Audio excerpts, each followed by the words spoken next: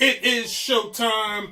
Welcome everybody to a brand new Downright Sports. I'm your host, Brent Reed. If this is the first time you're ever seeing this show, let me hit you. It's a sports show from a fan's perspective with a little bit of facts, a little bit of opinion. You blend them all together and you get the same sports show you see on every other channel. Except I'm on YouTube with 6 people watching. 6 is an overstatement. 2 people watching. Anyway, we start every show with the bulletin board, and we get it going. I put my own sound effects in there.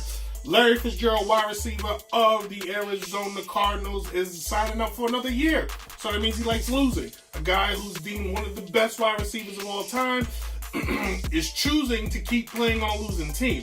Larry Fitzgerald can easily play for the New England Patriots, the Kansas City Chiefs, Dallas Cowboys, any team that's going to be more relevant than the Arizona Cardinals. That just tells me he likes the golf courses there. That's it.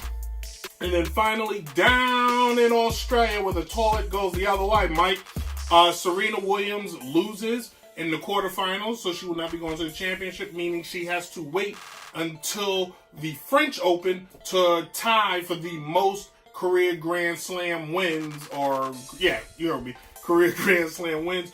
Even though she loses at 37 years old, she is still the best in the face of a sport that traditionally at 35, you're deemed ancient. So, hats off to her. Today's topic, we're going to talk about the Baseball Hall of Fame and its do's and don'ts. Really, it's about who's in and who's out is what we're going to touch on, all right? New Downright Sports, everybody.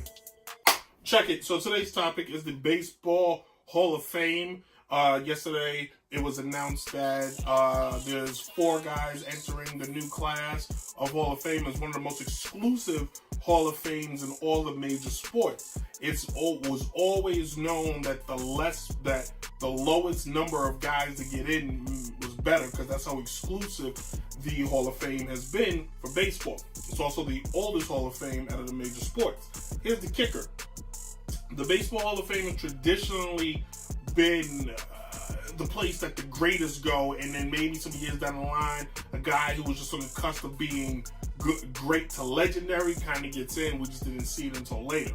Anyway, the new class that is in now is a name of guys that you all should be familiar with. Starting with Edgar Martinez. On his last and final opportunity, he gets in.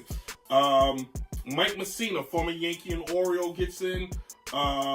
The late, great Doc Holliday is in. And the only player to have an overall 100% is Manny Rivera. Rivera and Edgar Martinez, without a question, are flat-out guarantees. It shouldn't have taken Edgar Martinez 10 years to have gotten in. But when he first was on the ballot, he only had received like 11% of the vote, which is crazy. Mike Mussina is in. Shockingly. I loved Mike Mussina on the Yankees. Never really thought he was a Hall of Famer.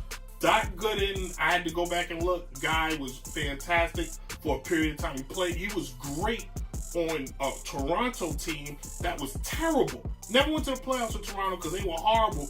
But the one good thing they had was always Doc Holliday. He went to Philly and continued to be great.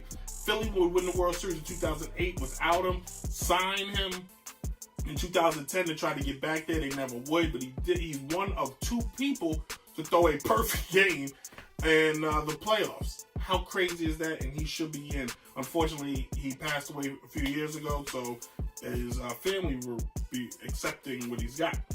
But who should be in the Hall of Fame that's not in right now? So I got a list in front of me, and I'll make it real simple and easy. Barry Bonds, Roger Clemens should be in. Enough with the steroid talk. Enough's enough. You put people based on the era that they played in. Absolutely. They played in an era where the majority of guys was taking something. These 2 were the best out of the people who were taking it. You already put in Mike Piazza, who had speculation. You put in Pudge Rodriguez, who also had speculation.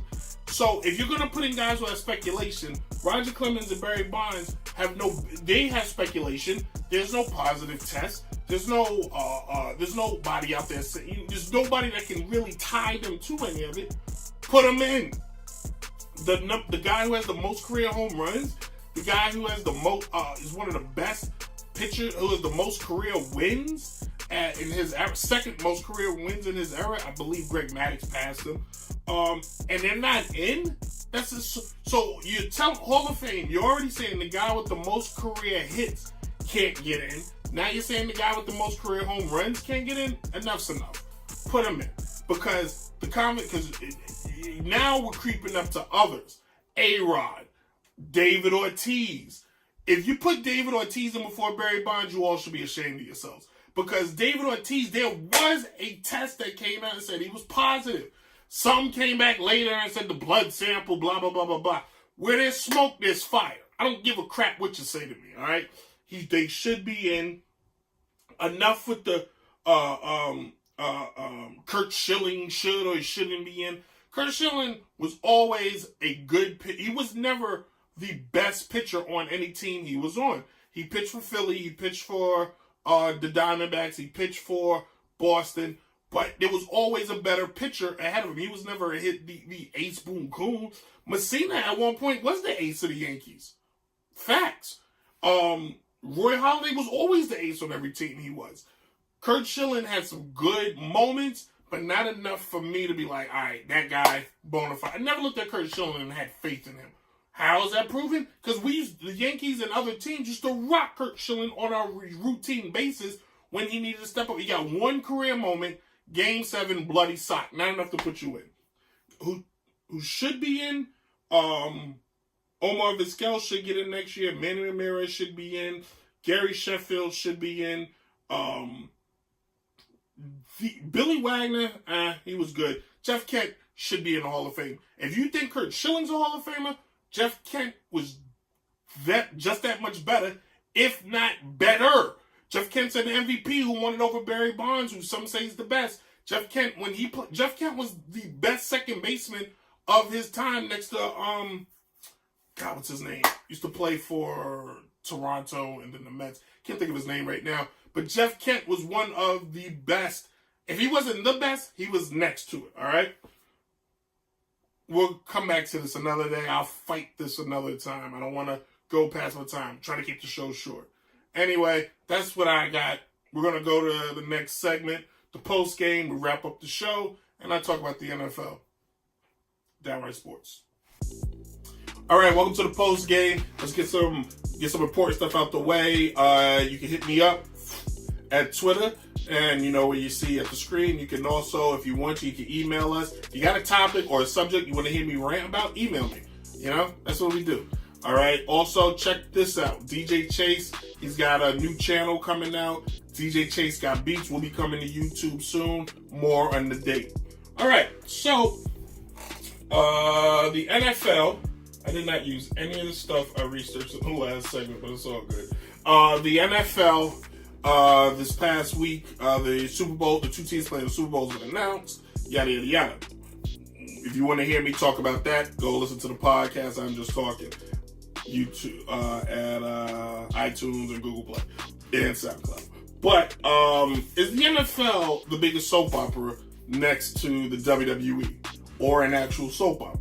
The NFL every year is a story, is football dying? Is this the end of football? Blah, blah, blah, blah, blah, blah, blah. But every year the ratings go higher, they make more money, people show up unless it's a Redskins game, everybody shows up. And the reason behind that is because the NFL doesn't bore you like baseball with numbers, and they can't wow you the way the NBA can, because it's the NBA, you can see their faces and their body. So what do they wow you with? The behind the scenes stuff. It's the best reality show I've ever seen. You got the controversy over the pass interference call that wasn't called in the Saints and Rams game. You got the Flakegate, you got the kneeling, you got the unfortunate domestic abusers, you have players who retire and want to come back because they love the game. You have the grumpy old owners. You know, it's as if Vince McMahon writes this stuff. And the reason, that's why the NFL is popular. And every sport, there's no way you can beat it. Honest to God, there's no way. The only time baseball pops on ESPN is either the Hall of Fame announcement or a steroid scandal. Other than that, nothing comes close to the NFL. And every time somebody thinks they are, they lose. Hey, you know what? WNBA, steal something from this. I had a show based on this. I think the WNBA should take this, and every day you put out a story that's juicier and juicier and juicier. Hey guys, thanks for watching. Like I said, we'll be back next week with the very special NFL Super Bowl show. The whole show's Super Bowl. That's it. Segment 1, 2, and 3, all Super Bowl. All right. Thanks to music today from DJ Chase for segment 1 and 2 music, and Mike Myth, who did the theme for the show last year. Probably a new theme coming after sometime in February. You guys enjoy. Stay warm out there. If your weather's bad, hey, just remember, bring your pets inside. Deuces.